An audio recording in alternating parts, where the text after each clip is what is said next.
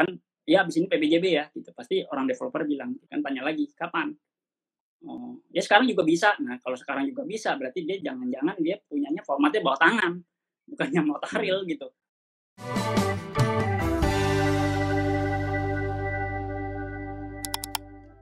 Oke. Nah, terus kalau kita ketemu case yang seperti itu tuh, jadi memang telat nih, kan sebenarnya di PPJB kan sudah tercantum nih, ini udah ada kondisi mesti serah terima kapan. Nah, kalau memang sampai telat, nah kira-kira apa sih yang bisa kita lakukan? Dan Ya, memang itu banyak kejadian gitu ya. Seperti saya bilang tadi, jadinya konsumen tuh udah, kalau properti apalagi ya, itu memang paling banyak merugi dan lemah, karena ya itu tadi nggak ada instansi pengawasan, banyak yang tidak comply dengan aturan yang sudah ada gitu ya. Jadi itu harus kembali lagi ke PPJB-nya. Gitu. Kalau berdasarkan aturan tuh seperti itu, kembali lagi ke PPJB-nya. PPJB-nya dibaca.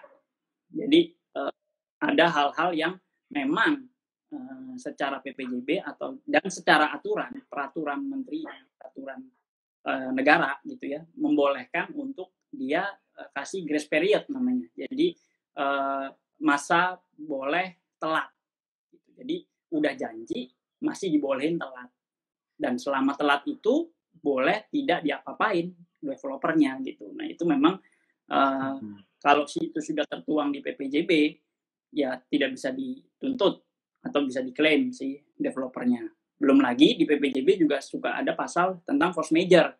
Nah force major ini kalau kayak sekarang pandemi ini akan digunakan, semua developer pasti pakai alasan ini, pandemi gitu. Kita tidak bisa full force, full semua tukang untuk datang, karena meskipun konstruksi sekarang esensial ya, 100% boleh. Tapi dia akan dengan beralasan kami banyak yang kena tukangnya gitu, banyak yang kena COVID, jadinya menurun, terus produktivitas juga menurun, jadinya kami telat gitu. Nah, itu akan dijadikan dasar-dasar untuk dia pakai alasan force major. Jadi udah ada force major, ditambah lagi grace period gitu. Jadi double dikasih keringanannya gitu. Nah jadi kembali lagi Bung Oki, harus dilihat di PPJB-nya. Nah di peraturan negara itu seperti tadi saya bilang di awal, peraturan menterinya itu berubah makin kesini, apalagi dengan ada omnibus, ya semua tahu lah ya, omnibus pro pengusaha gitu. Jadi kalau di peraturan yang 94 itu memang developer tuh dikasih grace period, jadi kasih keringanan, boleh telat 120 hari. Baru setelah itu, setelah lewat 120 hari, 4 bulan ya, 4 bulan itu boleh telat, dia kalau masih lewat juga itu harus refund. Jadi kalau opsinya kan di konsumen, mau lanjut apa enggak. Udah lewat nih 120. Ya udah saya stop aja deh, kayaknya nggak jelas nih gitu kan. Boleh ini boleh di cancel, kemudian dia harus refund plus bunga dan denda. Jadi developer wajib melakukan itu. Di yang peraturan yang 95 untuk yang landed itu dia harus bayar denda 1 per mil per hari. Jadi nggak ada grace period, nggak ada keringanan kalau untuk landed. Jadi dia harus bayar denda 1 per mil per hari. Nah sayangnya ketika itu tahun 2019 itu nggak ada lagi aturan itu, nggak ada dikasih keringanan, nggak diatur. Jadi di 2019 peraturan menteri PUPR-nya bilang itu udah nggak ada diatur. Tapi di prakteknya itu masih banyak yang developer taruh di PPJB-nya itu mereka bikin sendiri grace period karena nggak diatur, jadinya suka-suka mereka. Nah itu teman-teman kalau disodorin PPJB dibaca dulu, jangan main di tanda tangan aja, baca. Mereka grace periodnya tuh ada macam-macam, ada yang minta 3 bulan, ada yang minta 6 bulan, ada yang minta setahun gitu. Jadi kayaknya dia sendiri juga tidak yakin dengan proyeknya sendiri gitu. Jadi kalau teman-teman baca grace period dalam hal developer telat gitu kan, maka diberikan keringanan lagi sebanyak sekian Nah itu kalau udah sampai setahun, 9 bulan, ada yang 6 bulan, ya teman-teman bisa tahu lah ini kira-kira nih gimana nih kelanjutan proyek ini gitu. Secara umum maupun secara unit properti yang dibeli sama teman-teman gitu. Nah itu kemudian sekarang ada peraturan omnibus, mereka menghapus yang peraturan-peraturan yang terdahulu, sama si keringanannya ini nggak diatur secara detail gitu. Akhirnya developer itu tetap bikin ada sendiri grace period yang menurut mereka menguntungkan si pihak si developernya tentunya gitu. Jadi perlu teman-teman baca gitu. Itu grace periodnya gimana? Karena ketika itu tadi telat, kayak tadi kasusnya Bung Oki, dia akan bermain di pasal itu. Ada keringanan bagi gua developer telat gitu. You cannot claim to me gitu, nggak bisa lo tuntut gue gitu. Nah itu karena nggak diaturnya itu tadi udah hilang pasalnya gitu. Oke. Mau nanya sedikit nih, kalau misalnya kaitannya tadi kan kita mesti pelajari dulu nih PPJB. Nah, tentunya kan kita pasti di depan pasti diminta ya udah bayar booking fee lah ya gitu. Nah dalam prakteknya seharusnya logisnya PPJB itu boleh dikasih pinjam ke kita draftnya atau kita pelajari dulu itu kalau kita udah bayar apa sih gitu, booking fee aja cukup, terus atau kita mesti ada bayar tambahan atau bagaimana, dan itu boleh kita pelajarinya berapa lama sih kira-kira gitu. Jadi ini ada pergeseran, jadi dari peraturan yang zaman bahla ke yang sekarang gitu. Jadi yang zaman dulu itu ada dikenal namanya dokumen untuk sebelum PPJB, jadi PO lah, PO purchase order atau formulir pemesanan unit. Biasanya teman-teman habis bayar booking fee dikasih bukti tanda jadi store, terus habis itu tanda tangan formulir pemesanan unit, isinya ada layoutnya, ada syarat dan ketentuan, kadang ada tanggal handover juga di situ gitu ya. Tapi itu bukan PPJB gitu. Nah yang dulu itu mengatur apa sih hal-hal apa sih yang ada di formulir itu gitu. Nah yang sekarang peraturan yang sekarang tidak diatur mengenai itu. Jadi yang diatur adalah ketika mau berjualan, mereka harus si developer ini harus kasih informasi ya tentang tadi yang saya bilang, sertifikatnya, IMB-nya harus diperlihatkan gitu ya. Nah tadi kapan sih duit apa pas duit masuk atau gimana gitu, itu tidak diatur sebenarnya ya. Tapi harusnya dengan teman-teman bayar booking fee, kemudian habis itu bayar DP yang pertama kali, kan nanti diterbitkan dokumen Anda terima lah, formulir apalah gitu kan, masing-masing developer punya kasnya masing-masing. Itu sebenarnya teman-teman udah bisa minta format draft atau rancangan PPJB-nya, dan di peraturan yang baru itu PPJB itu harus di depan notaris. Jadi jangan mau kalau dikasih yang masih format bawah tangan, harus formatnya notaris. Nanti teman-teman juga harus ketemu sama notaris untuk tanda tangan itu. Nah di aturan yang sekarang teman-teman sebagai konsumen itu berhak mempelajari PPJB itu 7 hari kerja sebelumnya gitu. Jadi bisa minta sebenarnya, dan itu dilindungi undang-undang, dilindungi peraturan. Saya minta dong, saya mau pelajari gitu. Itu 7 hari kerja sebelum tanda tangan itu sudah bisa minta, sudah bisa peroleh. Jadi kalau udah bayar booking fee terus bayar DP pertama, kan ya abis ini PPJB ya gitu, pasti orang developer bilang gitu, kapan, kan tanya lagi kapan. Ya sekarang juga bisa. Nah kalau sekarang juga bisa berarti dia jangan-jangan dia punyanya formatnya bawah tangan, bukannya notaril gitu. Enggak, saya sesuai aturan harus notaril. Mana notarisnya siapa, saya minta deh dari notarisnya gitu. Nah itu bisa minta sebenarnya, sudah berhak, konsumen itu sudah berhak. Timingnya di situ. Oke. Kalau misalnya boleh notaril nih, misalnya memang wajib notaril, ini sebenarnya kita bisa sebagai konsumen bisa agak lebih tenang nggak sih? Karena kan judulnya kan di depan notaril nih. Apakah itu nanti draft PPJB-nya akan quote unquote ya, kayak disesuaikan gitu loh, ada hal-hal yang ini ada aturannya, kamu nggak boleh ngatur kayak gini gitu. Atau ternyata memang ya judulnya aja di depan notaril ya, tapi isinya tetap ya sesuai keinginan developer. Nah, ini gimana ya? Ya itu pasti terjadi gitu. Jadi kayak template-nya developer ya dikasih ke notaris gitu. Tapi karena ini notaril, jadi sebenarnya kan konsumen itu ketika nanti ketemu sama notarisnya, nanti akan bilang, saya nggak mau pasal itu gitu, kok memberatkan saya. Sebenarnya teman-teman konsumen yang udah beli bisa, saya nggak tanda tangan dulu deh, bisa itu. Gitu.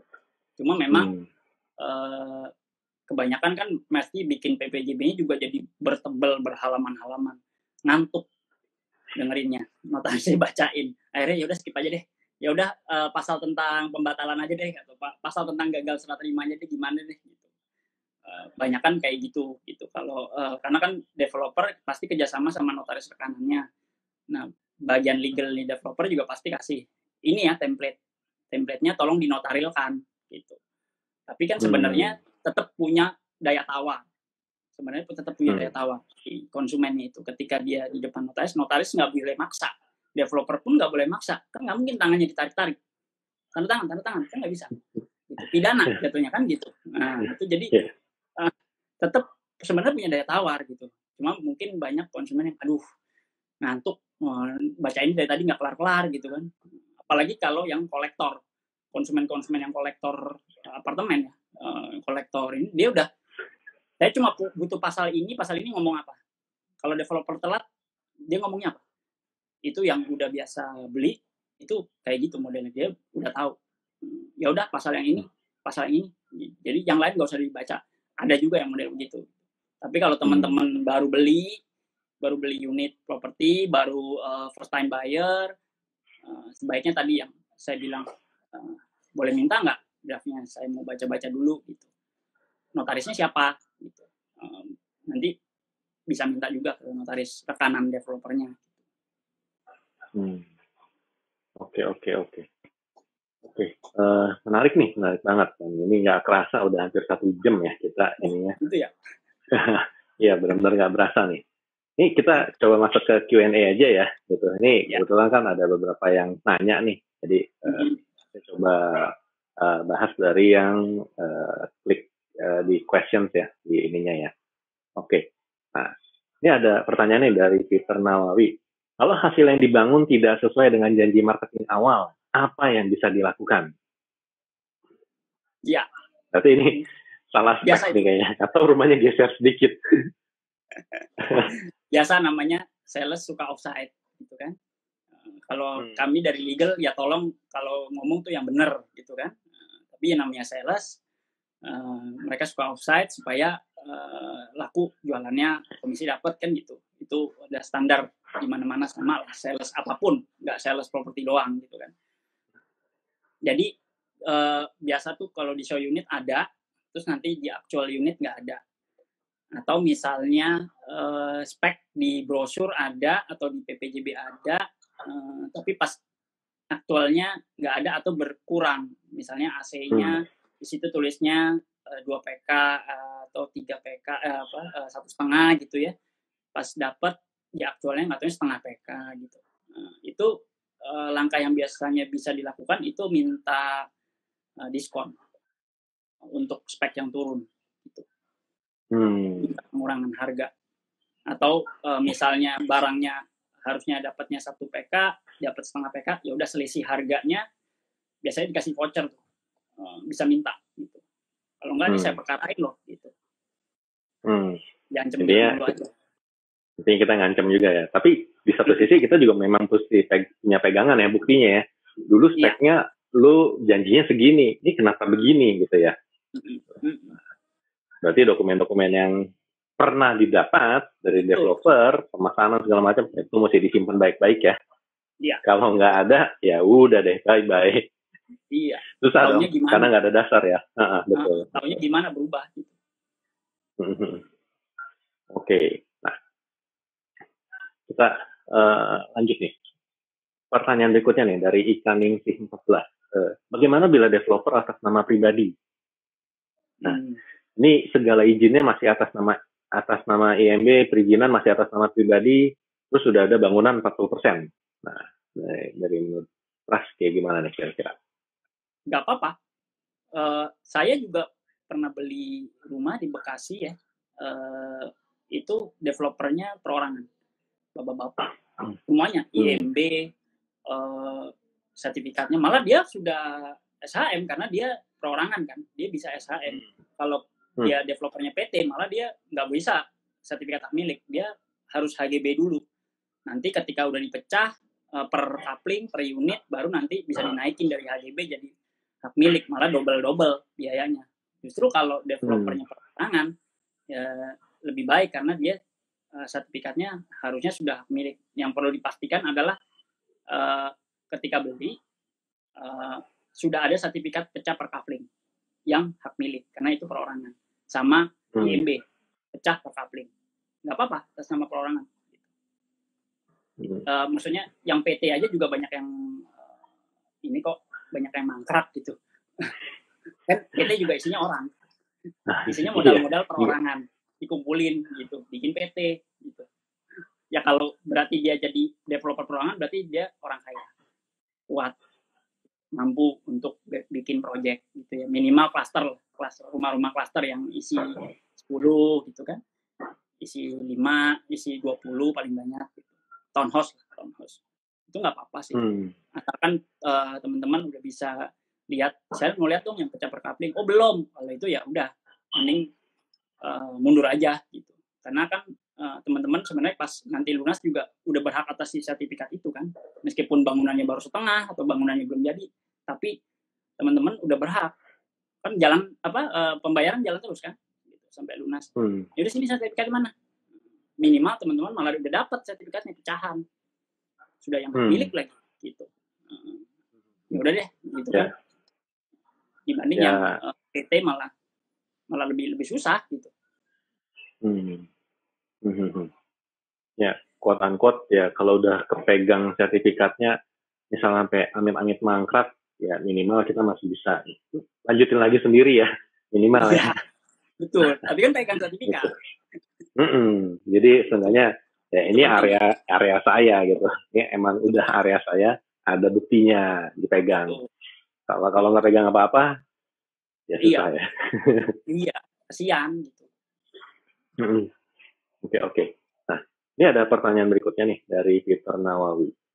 Mengacu kemana peraturan menyatakan developer harus full refund jika sudah telat serah terima?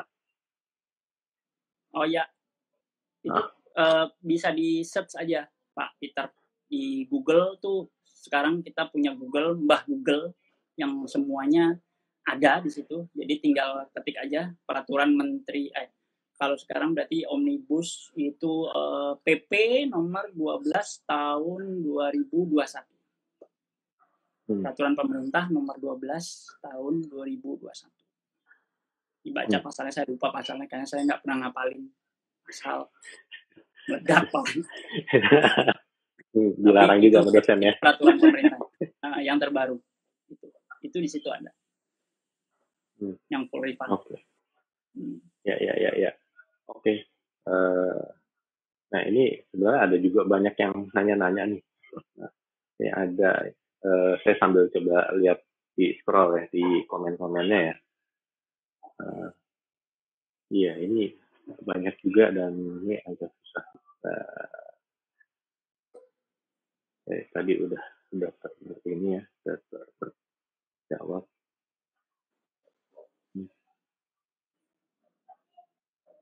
Kalau udah lebih serah terimanya udah lebih terlambat dari 1 tahun, konsumen mau membatalkan, tata caranya seperti apa? Karena udah lama nggak ada juntrungannya, saya sudah tidak lagi membayar cicilan, bank pun tidak menagih. Banknya udah sampai nggak nagih juga. Juga nyerah. Iya, bagaimana nih ke depannya nih? Ini mempengaruhi track record BI checking saya nggak? Gitu. Wah. Aduh. Jadi itu ada 2 hal ya. Yang satu berarti ambil cara bayarnya pakai KPR atau KPA ya. Jadi si proyek perumahannya juga tidak lanjut, banknya juga udah nyerah, mungkin developernya juga udah kabur, akhirnya juga nggak nagih cicilan. Tapi berdasarkan SOP yang setahu saya yang di bank, kalau memang sudah tidak bayar cicilan 3 bulan aja itu udah masuk call 5 kali ya Ki ya. Udah langsung udah masuk collect 3 dan collect 3 kalau developer sih kalau misalnya memang inden ya kemungkinan sih udah langsung coba proses buyback ke developernya sih biasanya dari pihak banknya gitu. Jadi kalau judulnya udah setahun ya kemungkinan entah udah di buyback oleh developernya atau tapi kalau udah di buyback pun juga sebenarnya harus ada pemberitahuan juga sih ke konsumen gitu. Harusnya iya.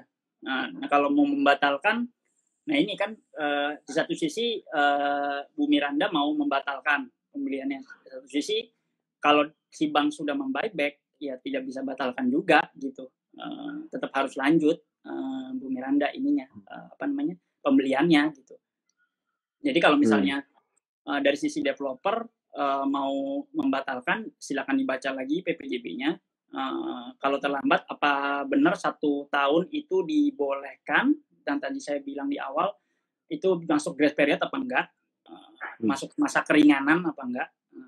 Terus kalau ini ya hubungin sama developernya, tanyakan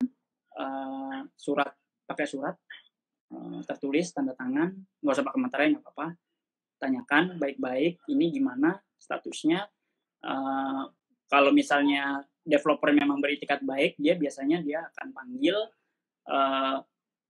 Beberapa kasus yang saya temuin itu dia ngomong baik-baik, ini kita telat karena misalnya perizinan masih nyangkut, kayak ada dulu PIK 2, ya sekarang PIK 2 udah keren kan, pantai pasir putih semua orang bisa ke situ. Tapi sebelum itu saya pernah ketemu konsumen izin reklamasinya lagi nyangkut di Pemda, dulu lagi ribut itu zaman Ahok itu ditemuin sama developer PIK 2, itu ditemuin ibu stop payment aja dulu gitu, sampai perizinan keluar, nanti baru lanjut lagi. Nah itu berarti kan dari developer juga itikat baik menjaga reputasinya dia. Nah ini ibu bisa tanya dulu ke developernya, ini ada balasan nggak surat atau gimana dari pihak developernya mau nemuin ibu nggak untuk membahas ini. Kalau memang di PPJB-nya ada tulisannya misalnya 6 bulan gitu ya keringanannya, ternyata udah setahun kan. Nah si masa 6 bulan sisanya ini dihitungnya apa nih? Penalti kah? Atau kalau misalnya mau cancel ada bunga kah nanti yang dibayarkan? Nah itu dibaca. Kalau misalnya masih developernya kabur atau developernya tidak bertikat baik, ya tentunya harus jalur hukum. Bisa kan bukan hanya ibu doang di situ, bisa juga kalau kenal gitu ya kontak konsumen-konsumen lain yang juga di situ, yang juga berarti kan sama-sama terlambat. Tapi bisa juga sendiri kontak lawyer, bisa somasi ke si developernya gitu. Kalau masih disomasi masih nggak mempan juga, ya digugat pengadilan. Memang menghabiskan banyak waktu dan energi. Tapi ya itu pilihannya, pilihan hukum yang tersedia seperti itu. Daripada hilang sama sekali ya? Iya, istilahnya sama-sama ya, duit hilang, dia juga reputasinya hancur kan gitu. Betul. Ya soalnya kan hitungannya ya duit kita udah nyemplung, dan apalagi kalau pakai KPR ya, itu duit utang kita juga udah nyemplung ke situ. Betul. Itu gede gitu. Jadi nggak bisa cuma dibilang bahwa kemarin saya cuma bayar DP misalnya 100 gitu, terus KPR-nya 900 gitu. Nah kita nggak bisa bilang kita cuma nyemplung 100. Kita udah nyemplung 1000 gitu. 100 plus 900 karena utang KPR-nya udah tanggung jawab kita gitu. Oke, ini ada lagi yang nanya nih, mau tanya, kan ada developer bilang bayar uang tanda jadi aja akad bisa pas rumah ready dan free semua biaya-biaya itu sebenarnya nggak benar-benar free, apa tetap ada biaya yang wajib dibayar customer ya? Itu namanya paket promosi, itu gimmick. bilangnya gimmick. Jadi sebenarnya kalau udah tulis free, biaya BPATB, biaya AJB, biaya balik nama, itu free. Jadi sebenarnya itu sudah masuk di harga yang nanti Bapak, Ibu, teman-teman bayar gitu. Cuma tulisannya free. Nah kalau boleh masuk belum lunas, itu kita biasanya di developer tuh pakainya namanya skemanya pinjam pakai, borrow use gitu. Jadi memang dibolehkan masuk biarpun belum lunas. Itu bagian juga dari gimmick gitu. Jadi di saat orang lain tunggu lunas baru boleh masuk, ini kita kasih gimmick boleh masuk belum lunas gitu. Jadi untuk membuktikan kami bangun loh benar gitu kan, tuh buktinya Anda udah bisa nempatin gitu. Nah diharapkan kan dari situ, dari word of mouth, oh iya tuh bener dia gitu, bangun gitu, tinggal gue masih nyisil nih, cuma udah boleh masuk gitu. Nah itu biasanya nanti ada perjanjian lagi selain PPJB, namanya perjanjian pinjam pakai itu. Jadi sewaktu-waktu kalau teman-teman macet, batuk-batuk, bayarnya diusir sama developer karena belum lunas. Itu cuma gimmick aja. Free itu benar free. Tapi sudah di-include ya. Tetap aja sebenarnya kita udah bayar ya. Cuma jadi ngutang aja. Sebenarnya gitu. Anda juga yang bayar. Oke. Pinter ya memang developer itu. Nih, mungkin kita bahas satu pertanyaan lagi aja nih. Gitu. Ini ada, Pak, kalau KPR sudah bayar DP tanpa PPJB, melainkan nantinya langsung disuruh pas akad, bagaimana? Apakah ini akan berdampak risiko buruk untuk customer? Untuk minta salinan kopi SHM dan IMB dikenakan biaya nggak ya, Pak? Ya, ini pertanyaan dari Jeffrey Wan ya. Ya, makasih Pak Jeffrey. Pertanyaannya bagus sekali. Jadi kalau memang disuruh bayar DP aja nggak ada PPJB, jangan mau Pak. PPJB itu hak Bapak berdasarkan undang-undang, berdasarkan peraturan. Itu hak konsumen. Kenapa PPJB? Karena sertifikatnya belum ada. Jadi dokumen apa yang dibuat pegangannya konsumen? Sudah bayar, duit sudah masuk, apalagi bayar nyicil terus, jalan terus kan? Gitu. Harusnya sebenarnya Bapak terima sertifikat kalau udah lunas. Kalau belum, apa pegangannya? PPJB. Itu dokumen yang diakui secara hukum untuk unit properti yang belum bersertifikat atau sertifikatnya sedang dalam proses. Jadi kalau ini jangan mau. Saya minta, karena itu hak saya, PPJB, yang notaris. Gitu. Untuk saya, pegangan, saya bayar DP. DP kan nggak kecil. Maksudnya uang 50 juta, 100 juta kan juga nggak kecil. Apalagi zaman sekarang, pandemi begini kan gitu. Kok enak aja menyuruh, nggak ada dokumen apapun, cuma tanda terima DP atau tanda terima booking ya. Jangan mau. Tetap saya minta PPJB. Gitu. Nanti pas lunas, oke, AJB. Langsung sertifikat, benar itu. Nah, mengenai minta salinan kopi, bisa jadi banyak yang tidak mau. Gitu. Kalaupun mau memperlihatkan pun kurang tahu dia bisa kenain biaya apa enggak. Tapi seharusnya enggak, karena itu haknya konsumen. Kan dia membeli unitnya sendiri kan gitu, bukan unit punya tetangganya. Jadinya harusnya boleh dong, saya boleh dapat dong kopi IMB dan sertifikatnya tanpa, kan saya udah bayar. Lagi pula cuma kopi, bukan aslinya yang nanti pas lunas kan gitu. Jadi harusnya juga menurut saya tidak ada biaya. Ini ya maksimal cuma senilai biaya fotokopi ya harusnya. Ya atau enggak kalau misalnya nggak boleh cuma diperlihatkan gitu. Ya harusnya gitu, nggak apa-apa. Yang penting udah lihat unitnya itu benar. Kan kalau yang dia di komplek buatan developer kan pasti dia ada nomor kafling, nomor unit gitu. Di sertifikatnya tuh yang udah pecah ya. Itu benar yang ini gitu. Blok ini benar. Dicatat aja atau difoto kan juga zaman sekarang kan bisa. Saya foto ya. Ini kan sertifikat saya nanti ini. Saya kalau lunas gitu kan. Betul. Istilahnya jangan takut. Developer takut apa sih? Maksudnya takut dipalsuin gitu kan sama konsumen, ya enggak lah gitu. harusnya ya. Toh kan aslinya dipegang dia dan dia juga yang sebenarnya yang pengalaman ngurus segala macam dokumen gitu. Ya, konsumen foto-moto atau cuma ngeliat ya bisa ngapain sih? Iya, gitu. Konsumen beretikat jahat bikin yang aspal gitu kan? Enggak lah gitu. Yang beretikat jahat biasanya malah developernya, bukan konsumennya. Iya. Oke. Teman-teman juga pasti punya mobil motor kan? Masa iya nggak pegang BPKB, nggak pegang STNK? STNK tuh kayak PPJB-nya gitu. BPKB itu sertifikatnya. Kayak gitu. Betul. Analogi gampangnya. Masa iya pegang mobil yang harganya jauh di bawah rumah, nggak ada STNK-nya gitu kan?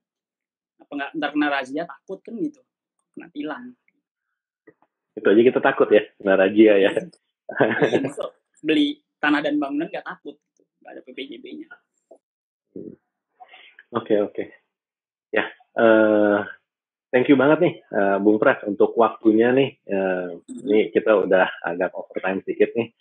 Cuma thank you banget, ini insight-nya banyak banget dan mungkin nanti next time kita kolaborasi lagi ya. Pastilah. Kalau maksudnya semoga bermanfaat buat teman-teman. Jadilah konsumen yang bijak, jadilah konsumen yang kritis, karena itu duitnya teman-teman, gitu. Haknya teman-teman. Gitu. Jadi jangan hanya ini wajib bayar, wajib terutama wajib bayar biaya apalah, tapi mintalah haknya. Dan kalau teman-teman mau banget nih, Bung Pras. bisa follow juga IG tempat saya, dan teman-teman juga kita ada consulting lah ya. Jadi kalau mau ini silakan di follow di pnp.advisory-consulting ya. Mungkin kalau misalnya ada memang ngadepin satu case yang berat ya, mungkin bisa coba konsultasi juga nih sama PNP Advisory Consulting nih gitu. Karena balik lagi bila kita ngadepin satu masalah dan selama ini kita nggak pernah bisa beresin itu sendiri, artinya kita perlu kapasitas di luar kapasitas kita kan. Kita butuh bantuan gitu. Nah, jangan ragu ya untuk coba kontak-kontak ke PNP Advisory Consulting gitu.